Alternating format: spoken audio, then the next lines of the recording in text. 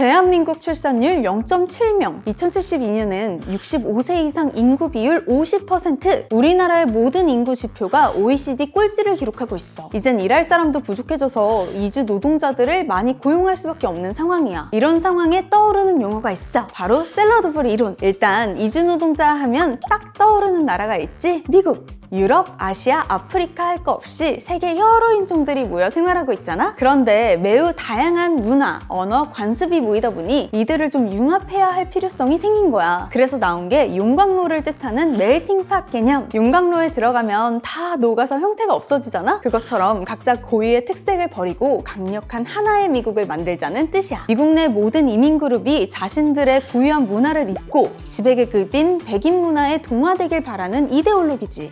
하지만 그게 말처럼 쉽겠어? 실제로 미국 내 다문화 집단들은 여전히 그들의 문화를 유지하면서 살고 있고, 이러니 60, 70년대 미국 시민운동을 통해 멜팅팟이 이민자들의 실정을 반영하지 못한다는 의식이 나타난 거지. 그래서 멜팅팟의 대안으로 나타난 게 오늘의 주제인 샐러드볼 이론이야. 멜팅팟을 떠올리면 죽이 생각나는 반면 샐러드는 각 채소의 맛과 향을 그대로 느낄 수 있는 음식이잖아? 멜팅팟처럼 소수 문화가 다수의 노가 흡수되는 게 아니라 샐러드처럼 고유한 특징을 지닌 채로 어우러지는 사회를 뜻해. 그러니까 문화의 다양성을 인정하자는 의미지. 이런 움직임은 1960년대 캐나다 퀘벡에서 처음 나타났는데, 프랑스계 사람들이 영국계 지배로부터 독립하려는 조용한 혁명을 전개했거든. 자칫 두 개의 국가로 분열될 뻔했던 위기에서 당시 총리였던 피에르 트리도가 다문화 정책으로 프랑스어를 영어와 함께 공용어로 지정하고 프랑스 문화 자치를 보장해주면서 하나의 캐나다를 유지할 수 있게 된 거야. 이후에 이런 방식이 미국, 호주 등 이민자들의 나라에서 논의되면서 샐러드볼 개념은 국가 통합의 한 방법으로 자리매김하게 됐어. 지금